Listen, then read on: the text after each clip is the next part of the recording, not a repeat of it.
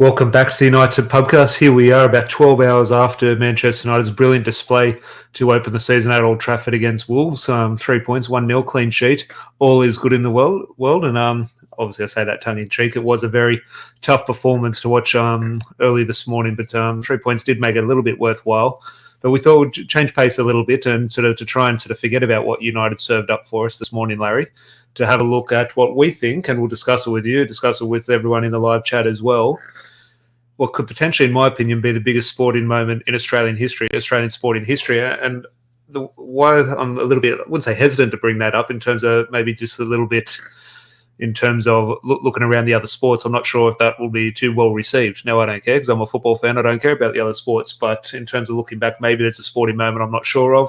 Sort of things. So we'll discuss that because Australia is, you'd have to argue, is probably the biggest sporting country in the world in regards to, I don't know if that's an accurate statement or not, but it feels like it is in regards to whenever someone from overseas thinks of Australia, you think of sport, you think of Melbourne's a sporting capital of the world, etc. So I'm just thinking we'll have a discussion around that. Obviously, there's a Manchester United element in this, and obviously 3 players for the England team do play for Manchester United. So we'll touch on that and all things Matildas and anything else does come up. Obviously, there's a Harry Maguire update in regards to looks like he potentially stays at Old Trafford. I don't think that will be the case. I think that could be just a little bit of a negotiating tactic. But Larry, 12 hours after full time, Manchester United still 1 from 1. All is good in the world. All is good in the world. We've all come down, I think, after the emotion of what was a poor performance. I maintain that it was a poor performance. 12 hours later, it was not good. In saying that, I had a bit of time to dissect the game, and I know this isn't a Manchester United focused video, but having a look at it, Mason Mount occupied a very advanced position. And I did say that in the review, but I think that talks to why midfield got overrun. Outside of, look, Lisandro Martinez, I maintain, was off his game, but the gap between, it looked like a 4-3-3. I think I was a little harsh on Casemiro this morning. I don't think so. I think he was just so exposed. Like, he had a poor game, but off the back of maybe that shape. If you know what I mean, he had so much ground to cover. Fair, but I don't. I'm kind of 50-50. What comes first, the chicken or the egg? And the reason I say that is because were the tactics wrong, or is Casemiro simply not the midfielder who can cover that level of field, cover the level of field? That's poor literature from me. Is he just simply no longer capable at 31 years of age of covering every blade of grass the way he maybe once was? Because I think if that's peak N'Golo Kante, there's no issue with the tactic. So I don't know if it's a personnel problem or if it's a tactical problem. Yeah, no, look, and as I say, that this isn't a Wolves review. We touched on it this morning, but obviously there are 2 teams. Maybe it's something Wolves exploited. Maybe different teams approach us differently, and those issues in our midfield maybe aren't sort of exaggerated. In another game, fingers crossed that is the case. I think Tottenham, they'll be a very end-to-end game in terms of the way they play. And Manchester United obviously still need the 3 points. So we'll touch on it all later in the week. But John, good to see you, mate, over from Talking Tennis. If you didn't, as we always say, to be the tennis content, head over there, give John a subscribe. And Dion, good to see you, mate. If you are in the live chat with us, get all your thoughts in. Anything about Manchester United, feel free to throw it in there, of course. And I'm sure the discussion can gravitate back towards there. But obviously, in regards to what it is, Australia v England, Matildas versus Lionesses, World Cup semi-final, Larry. Just not a quick fire. Give me your first quick fire, then we'll obviously answer it in further detail. Biggest sporting moment in Australian history? Yes or 100%. Uncategorically, undeniably, without doubt, 100%. I'm just thinking, for the listeners, what other sports? I'm trying to think. I know Kathy Freeman in the Olympics, but the Olympics is 400-meter race. Like, I know NRL, I think with the Olympics, like the 2000 Olympics was massive for Australia because we had a significant amount of gold medal winners. And Ian Thorpe comes to mind, Kathy Freeman come to mind. And obviously, in terms of tennis, we have a successful lineage as a nation. But when you talk about sporting moments, I think it always comes back to team sport. And I think team sports particularly are something fans get behind because fans as a collective can support a team which is a collective. It takes a bunch of individuals to make a moment special. It takes 2 people to make a marriage. There is something special about 2 or more people achieving something. And that's why I think individual sport maybe, and that's not to take away from those athletes, but I think that's why it's not celebrated. This would be massive. And look, I know Australia's won Rugby League World Cups and please, cricket. Yeah, exactly. You're scoffing because you know it's true. It's laughable, right? It's massive. I can't put into words how big this game is. Dion here, we won in '99 both the Cricket World Cup and Rugby World Cup. The only issue, and again, this is not to discredit in terms of those achievements, but the way I look at the Cricket World Cup, the Rugby World Cup, rugby, what's that played in? Australia, New Zealand, South Africa, a bit of France, maybe the north of England. Yeah, but like in terms of cricket, how many countries? Like it's like in baseball. Like I don't mind watching baseball, but the World Series, it's America and Canada. Like, it's not the world sort of thing. That's obviously where the elite of the elite do play. But is it just because, like, in terms of the attention and the hype and the engagement this World Cup has in Australia, is it just off the back of being football? Like, it's the biggest sport in the world, that's why there's interest, or is there something else in regards to? We'll get into a discussion in regards to Socceroos versus the Matildas and the differences in terms of how we interact with those two setups. But in terms of, is it just because it's football and we're all into football, and maybe it has been sort of suppressed a little bit in the past in regards to how many people actually do support it, or is there something else that has clicked with the Australian public? Well, the numbers don't lie. So when Manchester United, when the Matildas versus Denmark on the weekends, Channel 7 or 7 Plus had released that the audience was 4.7 million, the highest viewed sporting event in over a decade. Now, just sheer numbers is something you can't argue with. The numbers are telling you that there is interest there, and there is clearly an emotional investment there. Another thing that you can't argue with, and I know that you're not arguing this point, Tom, but I think that the broader Australian public cannot argue with, football is the most popular sport in this country, undoubtedly. If you look at the participation numbers across men and women, football is ranks number one. The A-League, which is for anyone overseas, the Australian equivalent of the Premier League, if you like, it doesn't have fanfare because of the political setup. It doesn't allow for grassroots or children of, regardless of their background, to make it at the top level of the game. And the quality of the A-League is, to be polite, poor. The Matildas, on the other hand, all of them play in England or Europe for the most part. I think there's a handful in the W League. But yeah, they also use it as a stepping stone before they head over to Europe. Yeah, but there's a majority of over 50% of that starting lineup play in Europe. So, I mean, there's already straight away that there's a level, right? And then on top of that, they're just really likable characters. Like all the women who play in that team, there's no one who's unlikable. I was watching Mackenzie Arnold making saves the other day. Just seeing the passion. Like, what I would say to that, and look, I'm not going to throw anyone under the bus here in regards to the Matildas. I don't know, potentially sort of a handful of them in this current team. The comparison with the Socceroos, you're completely right in regards to sort of our relationship between the Socceroos versus the Matildas. There's a warming towards the Matildas compared to the Socceroos. I think a lot of the Australian sort of, especially the football part of the Australian public, sort of has a little bit of a disdain towards the Socceroos and that setup. It is sort of warming a little bit over the last couple of years, but there is still a bit of a disconnect there for many different reasons. But there's 100% support and love for the Matildas. What do you think in regards to, look, it's not a political debate, but in regards to the political landscape of Australia and sort of the current sort of push and a correct push in many ways of women's sports, the PR behind the Matildas? Now, I know a few people in the Matildas setup, and I know a few of our listeners do as well. They do come across very likable players. They're likable characters, likable people. It's a very different scene, a very different story behind the scenes. It's not a great environment with some of the big names in the Matildas in regards to new players coming through. It is a very tricky setup. I coach one of the young Matildas, and she plays with the Australian schoolgirls. Brilliant player, and hopefully in the next couple of years she does take the step into the senior setup. Some of the stories, like it's a tough environment to sort of get your foot in regards to the Matildas, but in terms of the way we perceive it, and look, oh, no, I'd be throwing people, maybe you shouldn't bring it up, but I'd be throwing one or two names under the bus, which I'm definitely not going to do here. You don't have to mention names, but like what sort of things? What sort Just of in regards your in face? regards to sort of selection and sort of who you want involved in certain setups. You look at the issues a couple of years ago with Alan Stajic, who's now coach of the Philippines, and when he lost his jobs with the Matildas, none of the players, or there's 2 or 3 of the players, sort of weren't too happy with him, but the rest were pretty keen. He obviously lost his job. There was a lot of pressure on him to get rid of him. He obviously did a very good job with the Philippines. It'll be interesting to see how they did at the World Cup. But in terms of, it's a very close knit group. And I think a lot of sports, I assume, I don't know about cricket, but maybe someone who follows cricket in the live chat maybe knows. I have a feeling the Australian cricket team is quite a close-knit group. Once you're in it, you're in it. And it'll be very hard to get your foot in there. And a similar thing from what I've heard from 1 or 2 people. And again, this is through hearsay, through 1 or 2 people and maybe 1 or 2 bad experiences. How much truth is in there, I'm not sure. So I can't speak, and that's why I'm not throwing any names there.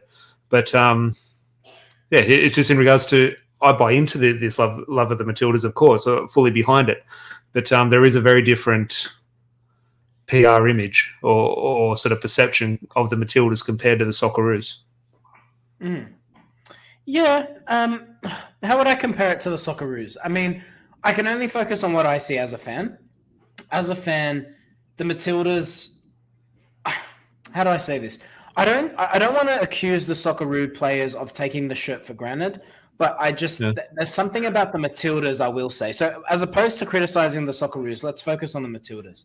There is a passion that the Matildas play with that just make them so relatable and easy to get behind. And what I mean by that is they genuinely look like fans on the pitch. I think they have embraced every single advantage of playing in their home nation. I think you can see that in the players.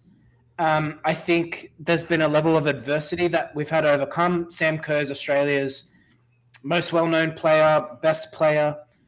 She's overcome some injury concerns in the group stages and is now firing at the right time. So just when you layer all of that in, and now it's now we're almost building to this match against the arch rival, the old nemesis in England. Like it's almost fairy tale stuff. It's the perfect narrative to the Australian story. It's got all the tellings of to go down in Australian history. In regards to the story, you mentioned in regards to the way we find it almost more enjoyable to watch the Matildas because there is almost a little bit of a connection on the pitch in regards to, I'd say, like a perceived effort in regards to, you say maybe the Socceroos take their shirt for granted a little bit. Is it off the back of potentially sort of, now, when we haven't sort of experienced the challenges they face growing up playing football, but ultimately we do know the challenges they face in regards to making that step. So you sort of look at their story and what their potential stories would be. I'll touch on the England team a little bit later in regards to the Manchester United contingent. You look at their stories and look at every male Socceroo who comes through, they have a tough sort of journey, of course, but the Matildas, we know about their tough journey. We know what sort of challenges they would have faced growing up in terms of women's football. So do you think there is, while we don't have any experience of that, there is kind of, because we're aware of the situation, there's a little bit more of a, I would say leniency, but a little bit more sort of care towards them as people? Yeah, well, I think if you're a football fan and if you're not a pig-headed male, to be honest, I think you want to see the women succeed. I love seeing the women's game thrive. I think it's fantastic. And I think that's probably tied into the fanfare about this. I think most people want to see the women's game grow. And it's a really interesting time because in rugby league, the NRLW has added more teams, so they're looking to grow. The AFLW has been going for a little while and is considered successful. So I think that there's a part of where football fans, any football growth in this country will be supported. But also, you touch on a good point there, that I think that the fact that the women's game now, it's a shame because I felt like we had this same conversation after 2006. The Australian government has to get behind this. You have to invest in football and you have to invest in grassroots and etc. This is another opportunity and reminder for the Australian government, for the FFA, to see what the potential of football in this country can be. Not just for women, mind you. I think the women being at the forefront is brilliant because it really brings to light we got the next generation of Matildas that we can absolutely take advantage of here. Because if you're a young girl and you're out there in those games, wow, what you're starstruck right now. But the potential for football in this country, if the government decides to say, we're going to make football number one, You're seeing stadiums, 70,000 every single game. Oh. Well, no doubt, and sort of we'll wrap up in regards to one or two topics around that in regards to the steps that the Football Australia do take in regards to the progression of the game. But I'll come to one or two chats before we do move on. Dion here, in regards to the topic we'll discuss earlier, in regards to other sports, you both massively underestimate both those sports in regards to cricket and rugby league. See, look, I'm naive to it. I'm not aware of the situation around those sports, but for me, football, well, I know football trumps those sports in regards to attention and size, but no sort of disrespect to those, but no, not for me. But take your point, George. The Aussie cricket team. Rugby, to be fair, does have a global presence. Yeah. But I mean, football's just different kettle of fish. You can go to any country in the world, kick a football, and everyone knows what sport you're playing. Yeah.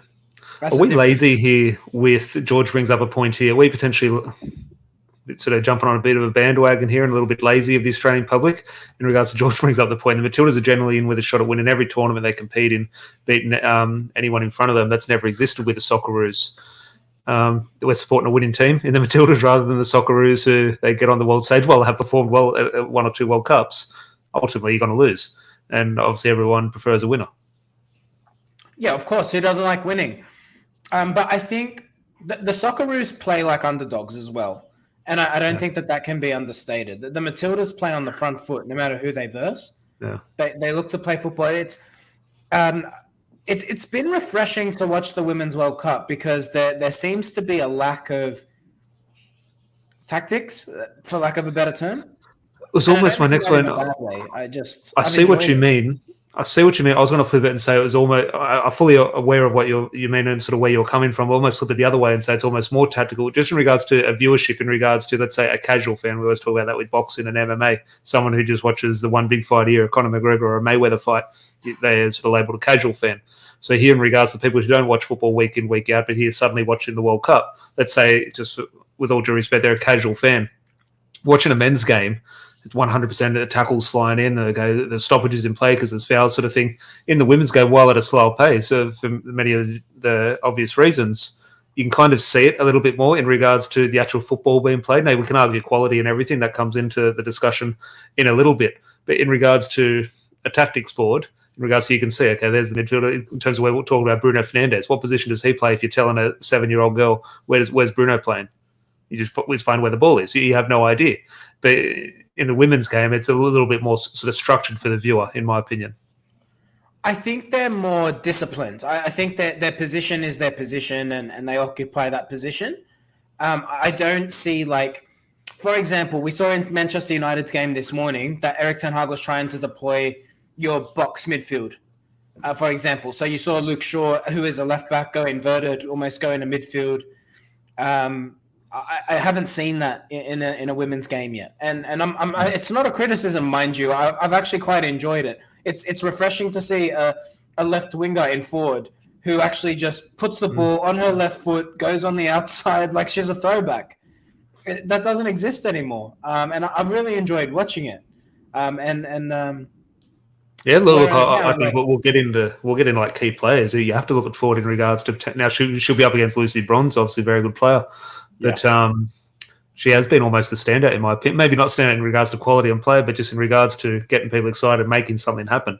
In terms of maybe Garnacho, okay, maybe not the best player, but he'll make something happen, and obviously gets you on the edge of the seat, which is a huge thing in regards to. On George's comment, I'm sorry to interrupt you, Tom. On George's comment, yeah, I agree with you. The Socceroos do have to play that way, but that doesn't take away from the fact that because they're inferior in terms of opposition or not, it doesn't take away from the fact that we are all.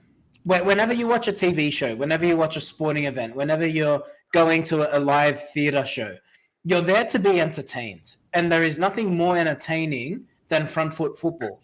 And when the Socceroos don't play front foot football, it's hard to get behind them because you know they're inferior. Like, of course you support them, but the Matildas, no matter, they can verse England or they can verse Zimbabwe, they're going to play the same way because they look to play on the front foot because they are genuinely one of the best football teams in the world. And that's why, of course, it's easier to get behind a winning team. Like, who doesn't enjoy winning, right? Yeah, no, definitely. Now, before we move on to maybe looking specifically at the match tomorrow night, and the match is obviously here in Sydney in just under 24 hours' time.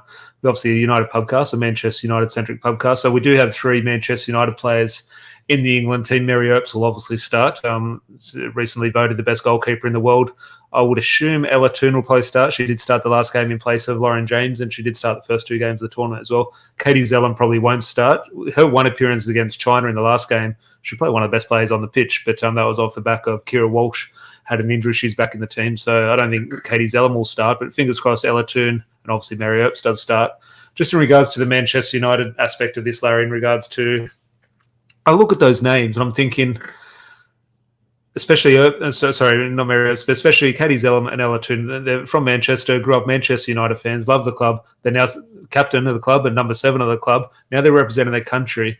Is there a situation, I'll get your thoughts, and people in the live chat let us know as well.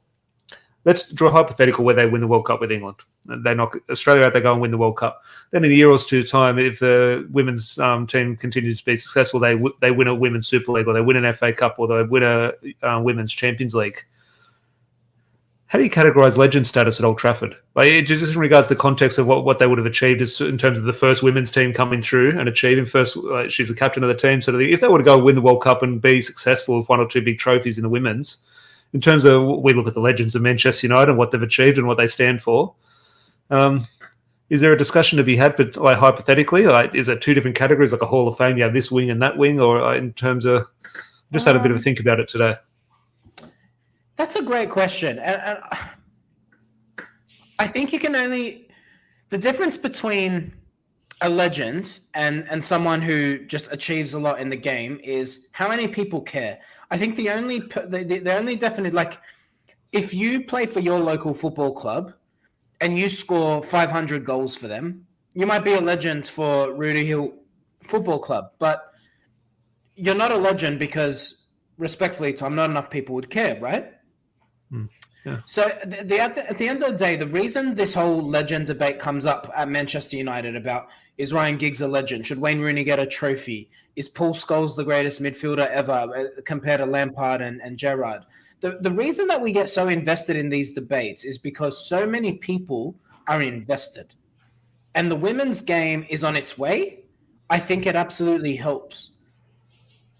But I'm also a realist, and while I'm rooting for the women, and I want every success for them, to win all of those things at Manchester United, as in its current state, I don't think it does, because unfortunately, it just doesn't attract the level of attention that it needs at the moment to demand that status. Yes, well, you're probably not far off there. I think there'll definitely be sort of an intrinsic feeling amongst sort of hardcore Manchester United fans who would appreciate it and sort of maybe put them on some type of pedestal like that. But yeah, in terms of the broader viewing. Let me ask you this question. Ella Toone, let's use Ella Toone as an example.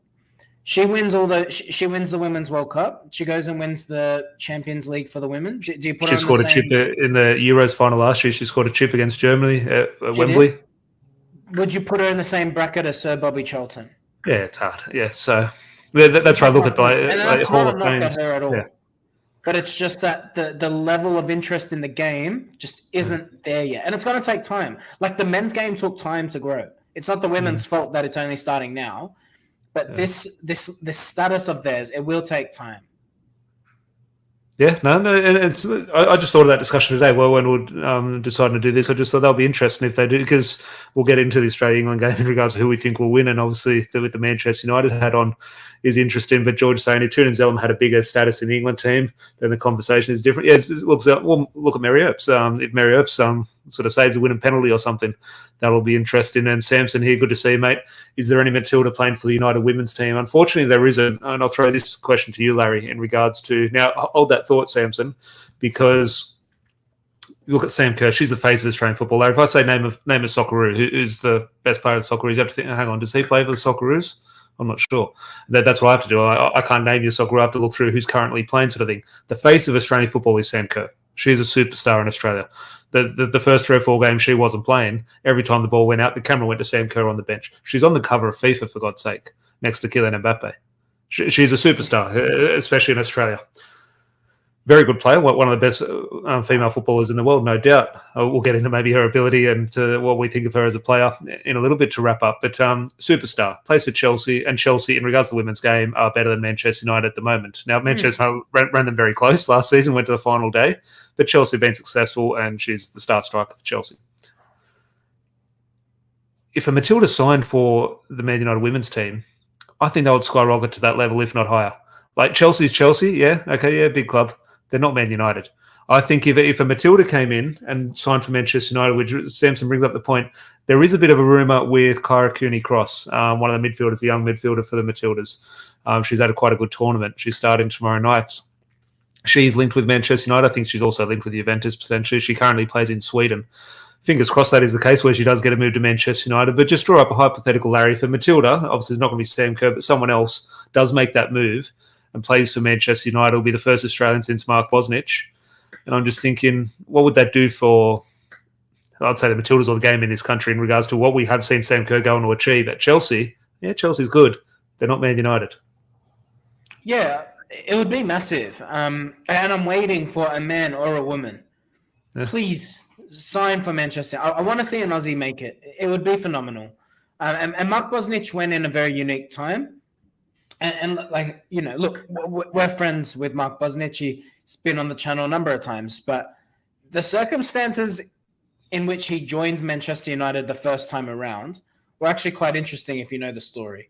But in saying that, he's the only player Sir Alex Ferguson signed twice. So, I mean, he can definitely take that with him. Look, it'd be great. And I think you're right. I think it would do wonders for the game here to have man or woman sign for Manchester United. It'd be absolutely massive. Yeah, definitely. I'll be getting her shirt, I'll tell you that.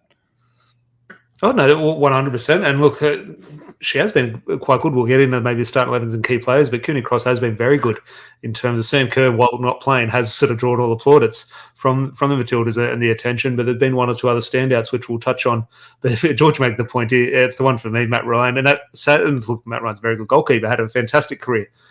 My one claim to fame, I scored 2 free kicks against Matt Ryan, and I was up for a penalty for my hat trick, but he saved the penalty.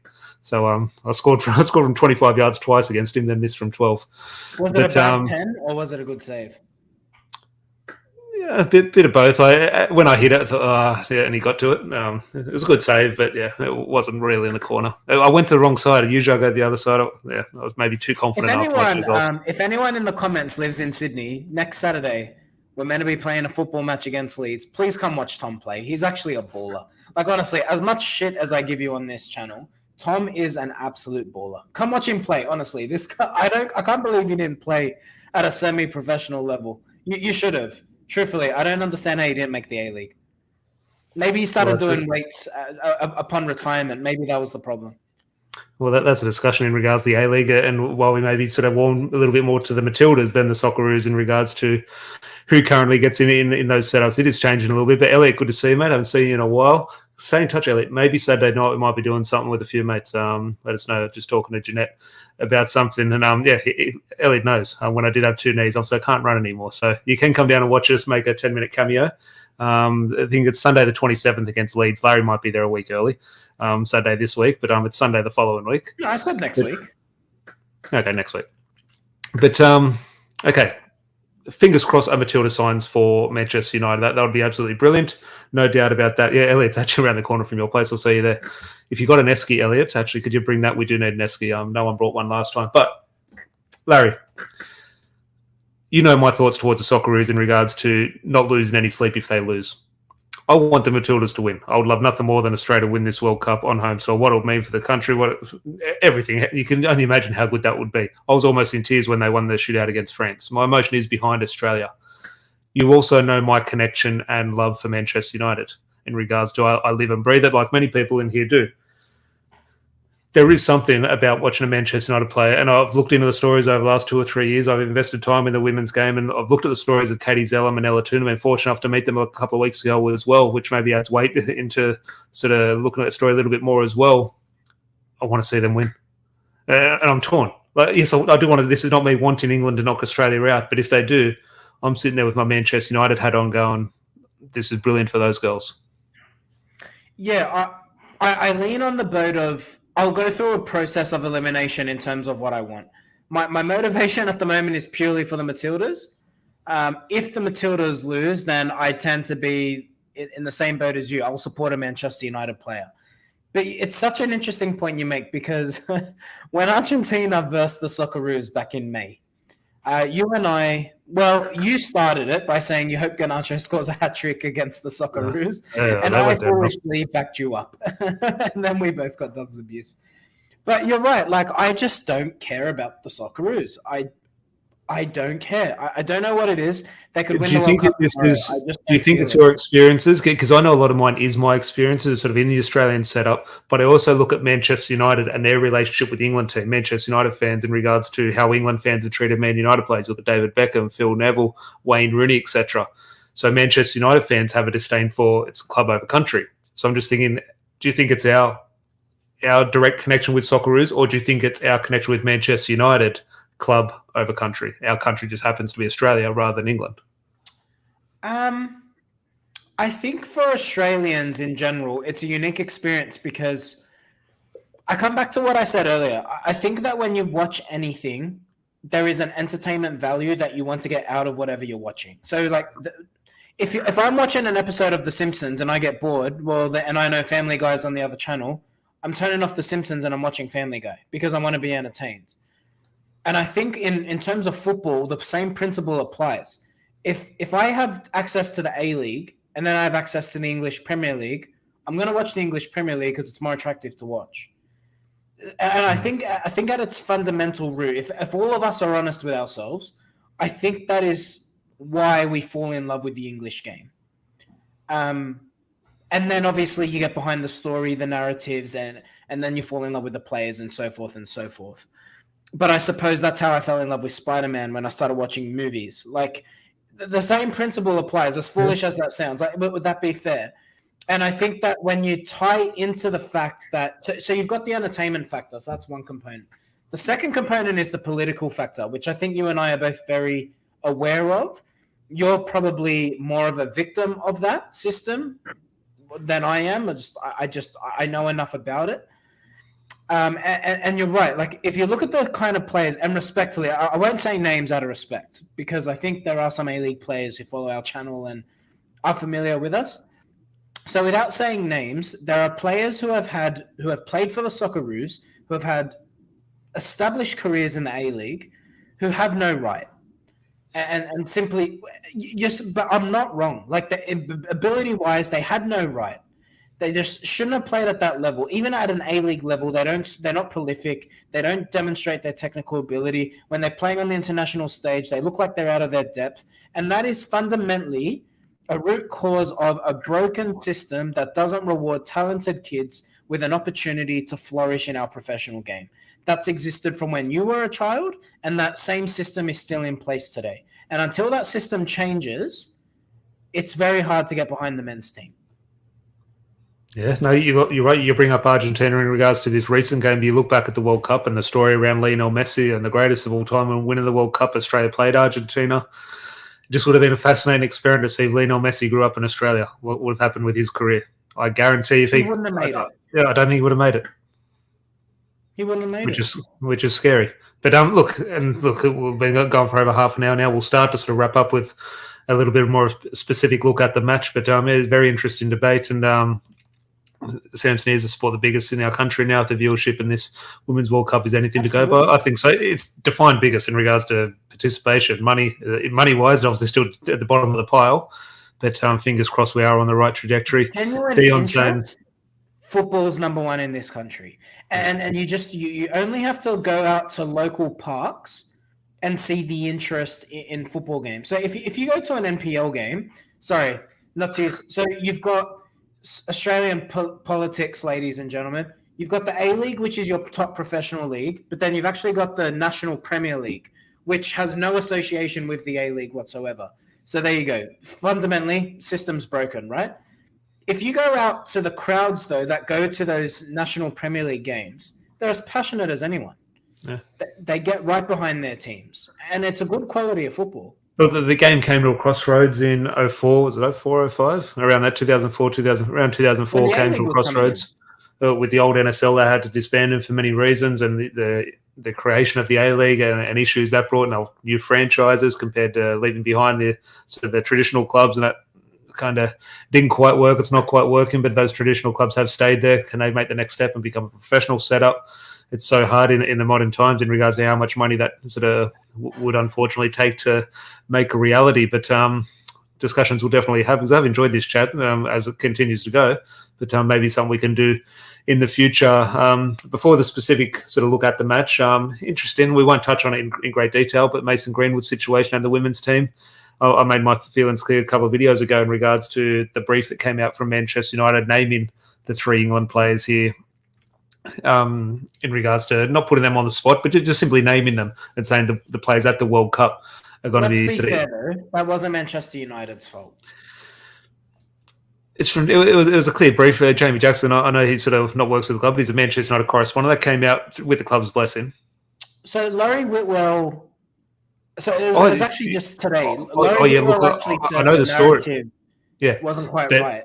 But it's irresponsible putting that out there like that. Like, yeah, the narrative's different. The actual situation's very different. Well, did Jamie Jackson misunderstand, though? Like, I think there's equal responsibility here as a journalist. Like, Jamie Jackson's a top journo, so that's not a knock at Jamie Jackson. But what exactly was he briefed on, and what did he release? Because if it was just the language saying. It was the language saying we're waiting for Mary Earps. The decision hasn't been made until consultation is had with the women's team, Mary Earps, Katie Zellman, and Ella Toon. They were waiting for them to come back from Australia. So I just think that's irresponsible, in my opinion. It just put them in a bad position. That should be the reason. And again, so from all reports, Richard Arnold will have the final decision. Respectfully, in a world of, and I think Richard Arnold's done a good job, by the way. But in a world where you've got FaceTime and WhatsApp and whatever else. Regardless, that should have been on 6 months ago. Well, yeah, but okay, let's assume, because the ruling was only made in February, so around Mason's case being thrown out. So, but in a world where you've got technology, let's say you want to consult the women, you can consult them digitally. Yeah. Manchester United cannot uphold or delay this decision because people are overseas. Sorry, it doesn't fly. No, you're 100% right, but look where we are. No doubt, George here is saying in the discussion we're having before, as much as I love United, nothing compares to pulling on the green and gold. Seeing Australia lose to a United member is just consolation to a loss in these circumstances. George will know, obviously, Georgie boy. He does play. He's obviously represented Australia himself in handball and beach volleyball.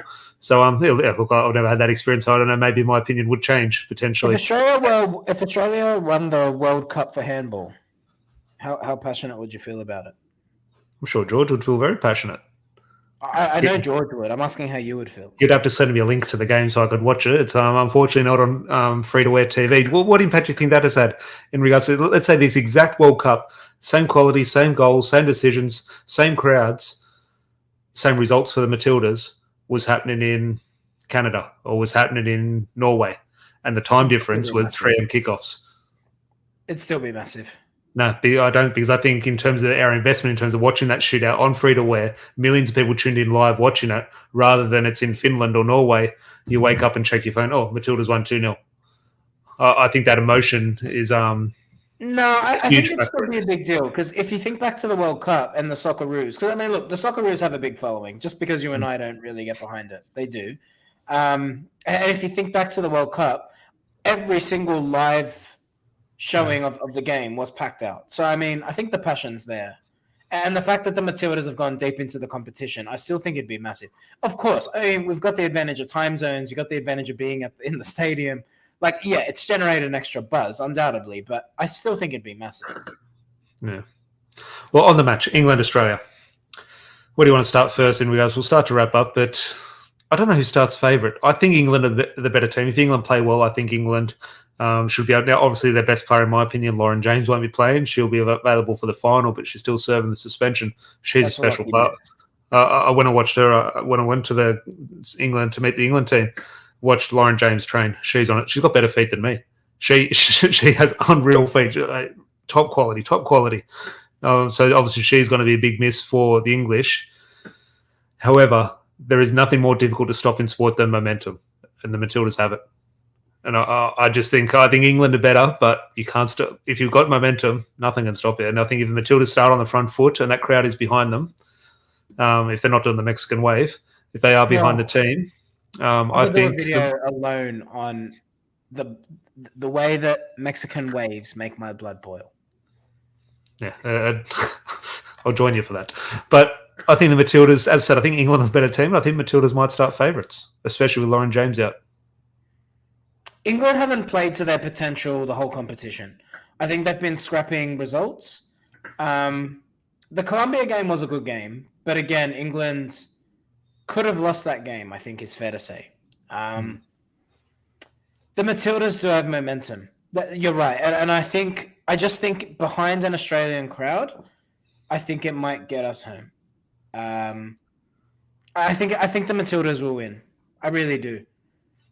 Key player, like in terms of what we touched on, maybe the way Caitlin Ford plays in terms of the last couple of games, she's been a bit of a standout. The interesting sort of dynamic to throw into this Matildas lineup, I think Sam Kerr plays, and I think your best player plays, so that's a good thing. But they've got this far without starting her, so I'm just thinking, does that throw a bit of a selection headache for the manager, or it's straightforward? I mean, no, I think it is straightforward. And like, look, your best player has to play in the big games. This is what they're built for. I think the key player is actually Mary Fowler. I think she's the X factor. She's the Matilda's X factor. She's unpredictable. At times she lacks end product, but she's a young player. She's 20 years of age. She is brilliant. She's the one player who I think can make some. Well, her and Sam Kerr are the two players who can make something out of nothing. But I think she's probably the more unpredictable, and I mean that in a respectful way. That's not a knock on Sam Kerr, but you know what Sam Kerr's strengths are, and she does them well. I think Mary Fowler's got that little bit of magic dust. Like if someone can pull something out of nothing, if it's 0-0, you think Mary Fowler could be that difference maker. I think the fascinating battle will be at right back in regards to, England's right back, Caitlin Ford, the Matildas left winger. Just comment has me in stitches. That is good. Mary Fowler is more wasteful in front of goal than Prime. Of course, what was the goal? Was it against Australia's big win? It was against Canada. It was a really good goal, but her finish, she's kind of bumbled it over the line. And it was a good team goal, and it was a big goal. But in terms of it was a little bit messy, she almost missed it. But she's got Andreas Pereira about her. She's brilliant. She's got brilliant technique. Hey? She's got brilliant technique. Yeah, she does. But the end product at times lacks. Yeah. That'll come for her. Unfortunately, she plays at Man City. Unfortunately, that'd be a good one to get across town to Manchester United. But I think Caitlin Ford and Lucy Bronze, just think physically, in regards to, we had the discussion earlier in regards to why it might be a different to the visual product when you're watching. It's a little bit slower, a little bit more structured at times in terms of seeing where the players play. And that the males' game is obviously far more physical. I think if you're watching Caitlin Ford against Lucy Bronze, they're probably the two most, besides Sam Kerr, the two most physical players on the pitch. Caitlin Ford's very fast, very aggressive, very direct, and Lucy Bronze is just an animal. Like, she's a big girl, and she just runs through brick walls. And she plays for Barcelona. You'd have to say potentially one of the best right backs in the world, behind Onabache. And I'm just thinking that'll be good because Caitlin Ford has been, I wouldn't say the X factor, but been that outball for the Matildas and sort of getting the crowd on the. I think a lot of people, in terms of one of the better players in this tournament for me from the Matildas, has been Katrina Gorry. I think Katrina Gorry's been actually quite good in the middle. However, does the Australian public, does the Australian media, Channel 7, Channel 10, etc., appreciate that, or do they appreciate the goals and the fast running, which a Caitlin Ford, which a Sam Kerr gives you? So I think in regards to the visual aspect of this match, Lucy Bronze against Caitlin Ford on that left-hand side for the Matildas will be a battle to watch. But Ella Toone, obviously, I hope gets a start. And look, as I said, I'd like Australia to go through, but you'd also love to see Manchester United's number 7, Ella Toone. And she has that bit of an X factor, almost like Mary Fowler, in terms of something's going to happen. Now, she has been extremely quiet this tournament. She just hasn't hit the ground running at all. She'd lose her spot for one of the games, but now with Lauren James out, you'd assume Ella Toone will get the start. But just keep an eye on Ella Toone in regards to a big game player. She turns up for United, and she turned up in the final, or in the Euro, she turned up in the quarterfinal against Spain. I think it was quarterfinal against Spain, obviously the final against Germany with a goal. So I'm just seeing big game players. Ella Toone's one of them. Yeah, Latoon's a player.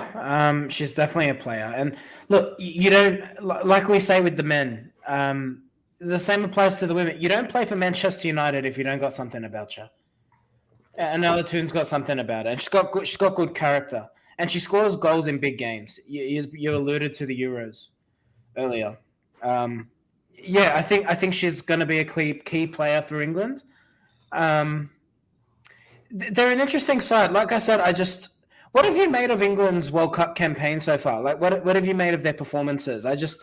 They remind me a little bit of. I mean, the 04 team's probably a bad example, but they seem to be a collection of good players who just aren't quite putting it together. No, I'd say that a little bit like United over the years. When we have a 1-0 win at Old Trafford, you think almost maybe not as bad as this morning. This morning was very bad. But in regards to just envisage a 1-0 win at Old Trafford over the last couple of years, think, okay, we'll take it. Okay, good before. Maybe we can improve here. Okay, this needs to improve. We can get this player. We'll be better here.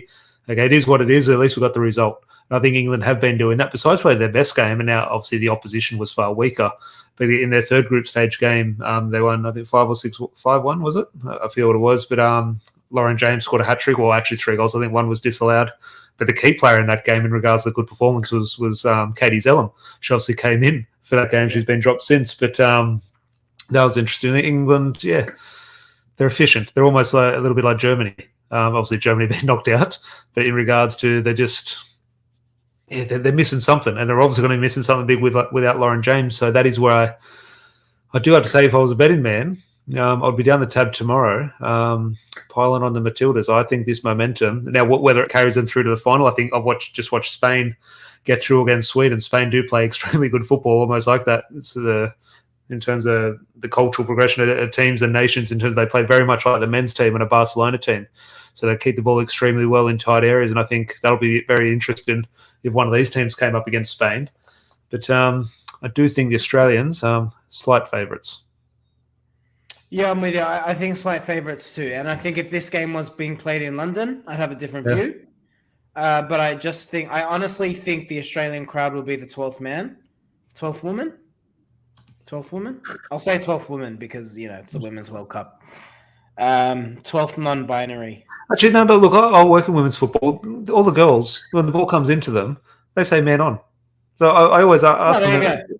I always sit down and say, are you, like, not being so overprotective or anything, but I say, like, what do you prefer? Like, because when I'm calling man on, they say, we say man on.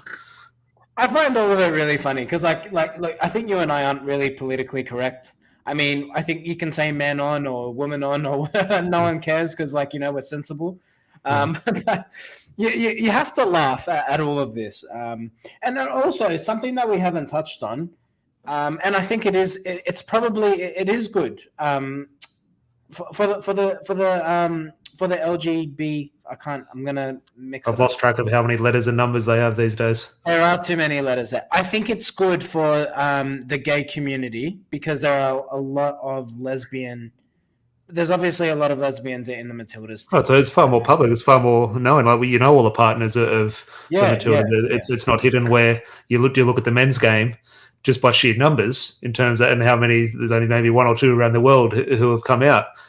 Sheer numbers would say many hiding the fact. And I'm just thinking, with the Matildas or with all the England team as well, it's very public in regards to, and then whether it should be public or shouldn't be public, it's very different. Obviously, to the situation around the men's game, which you can only imagine behind the scenes is very similar to this in regards to percentages. I was going to say something about just a reminder about what you said about a Manchester United men's player, but I won't say it. Get that for after hours. Maybe on an after hours podcast show, but and I think it is good for that community. I think it's good for young women just to feel comfortable in their skin, and men too, to be fair. But I think just behind the Australian crowd effect, behind the might of the Mexican wave, I think we'll get the Matildas home. I think if Latoon happens to put one in the top corner, I'd happily celebrate the Matildas in their third place playoff and watch England and Manchester United, like Rafael Varane. Actually, no, Varane lost the final. Lissandra Martinez. I don't know how you say that with a smile. I'm just.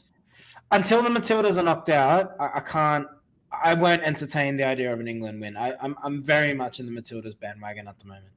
Oh no! Look, I want Australia to win. Like, if I had to choose, gun to my head, I want the Matildas to win tomorrow. Of course, if they happen to go out to Ella Toon or Katie Zell on goal, I think that's a good way to go out. I can accept that, and yeah, it's interesting.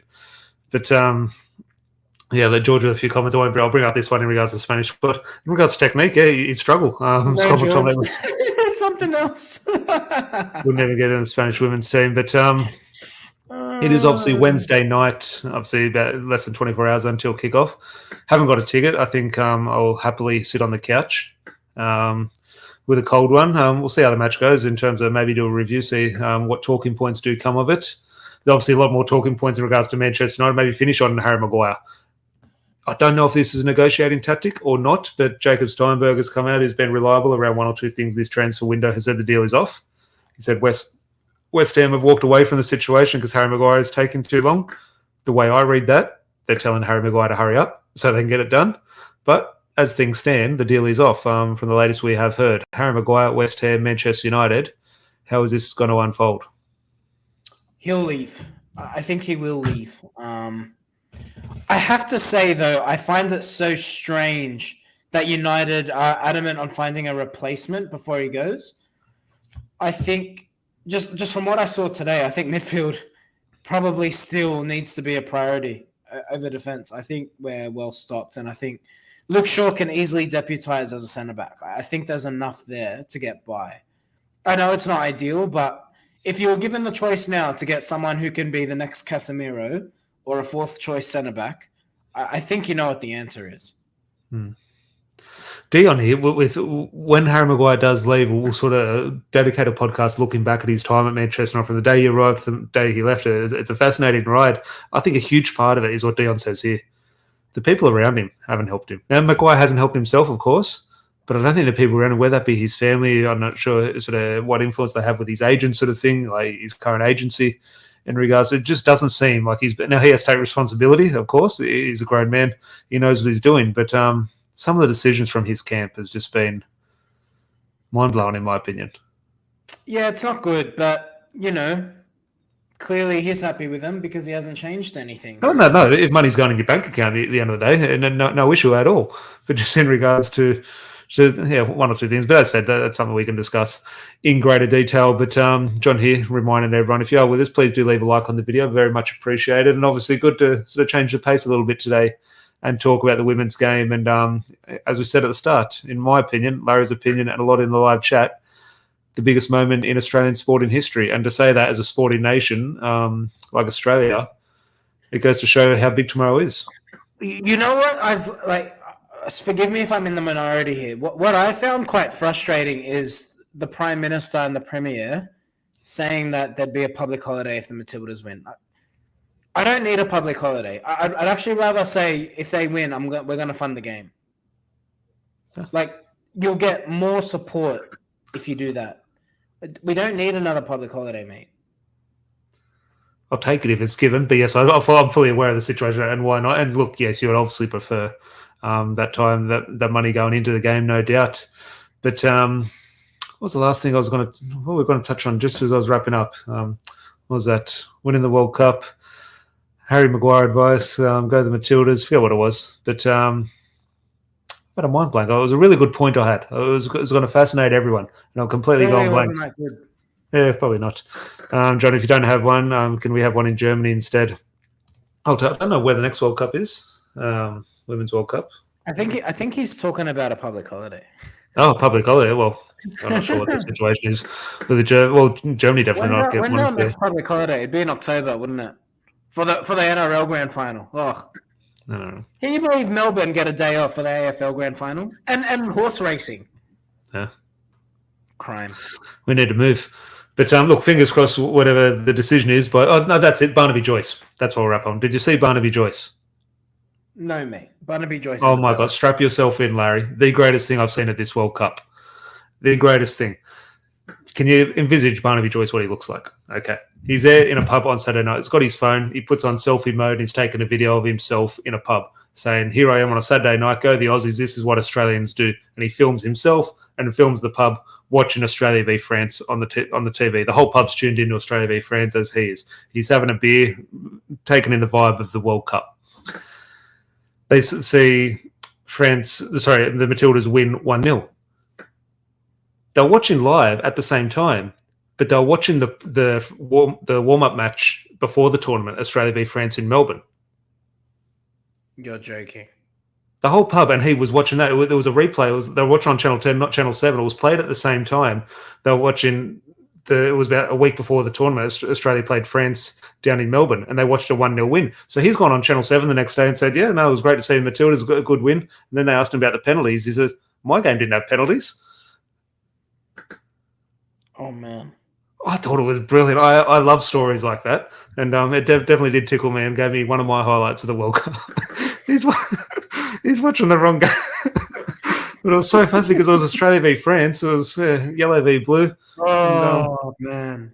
You know, I think I've never seen a country where people don't complain about whatever politicians are in charge. Look, I think without turning this into a political video, whether you're Liberal or Labor, I think our governments do all right. Like, no one lives in, like, all in all, most Australians live okay, I think. Is that fair to say? I think so. Like, compared to around the world, like, why would you have huge problems? You look around the shops and, around the world, we're okay. We're all right. Like, regardless of who's in charge, I think we're more or less all right. But, oh, man, just when politicians get involved in sport, they always find a way to put their foot in their mouths.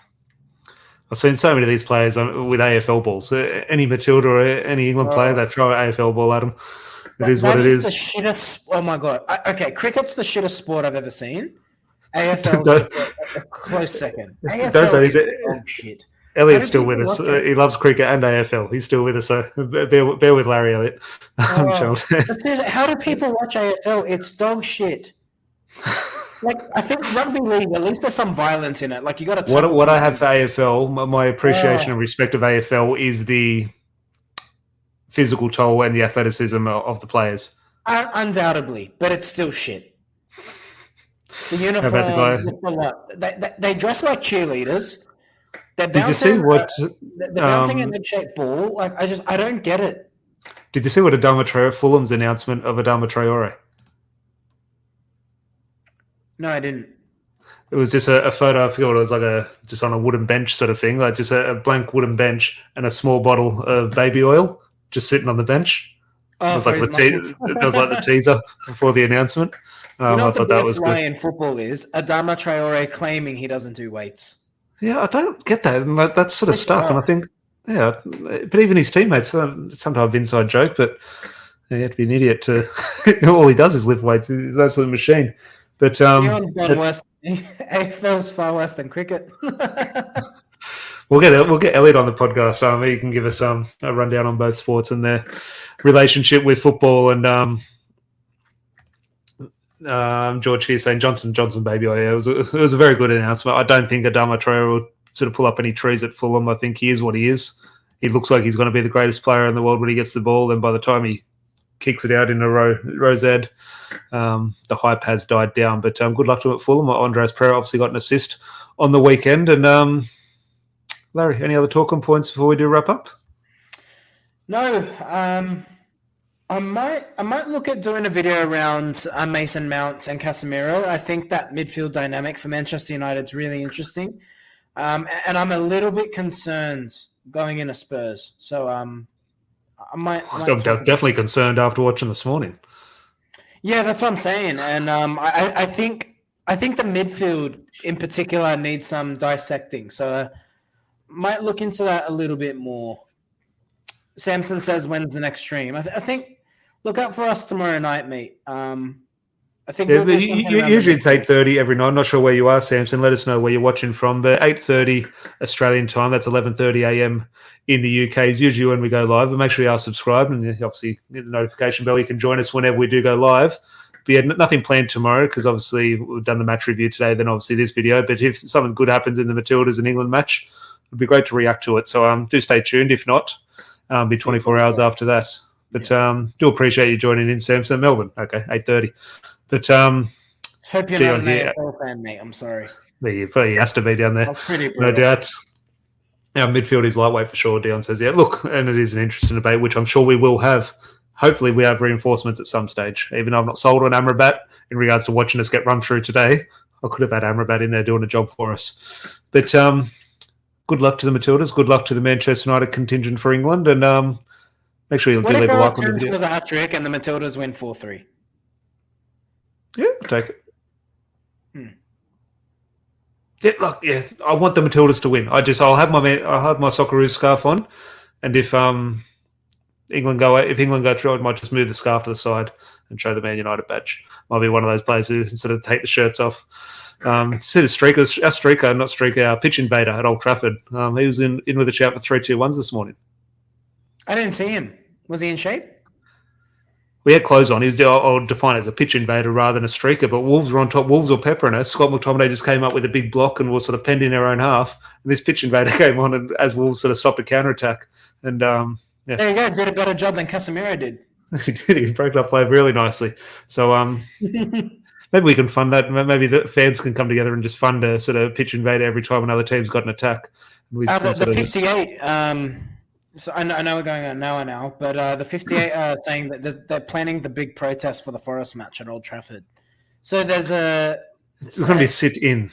A 1 hour sit-in after full time. What do you make of it? I like the idea to protest. I support the right to protest. I don't... You're giving the security guards a difficult job. That's where I feel a bit funny. Oh, yeah. You think the Glaze... Okay, I see that. I see this. I see how it'll affect him. I see it. That's what I mean. It's just you think the Glazers are even going to be notified about it? Probably not. No, of course they won't. And even if they are, what are they? I never want to promote violence, but unless there's absolute anarchy, it doesn't do anything. I think the Glazers are numb to all of this. Yeah, no doubt. You can sit in, you can sit out, you can have your flags, you can light flares outside Old Trafford. They don't care. The only time they took notice was when you cancelled a football match and you broke into the stadium. As sad as that sounds, that's the reality. Dion agrees with you 100%, which I do as well. And again, it's not promoting that sort of behaviour. And it wasn't sort of bad behaviour, but it was breaking the law technically.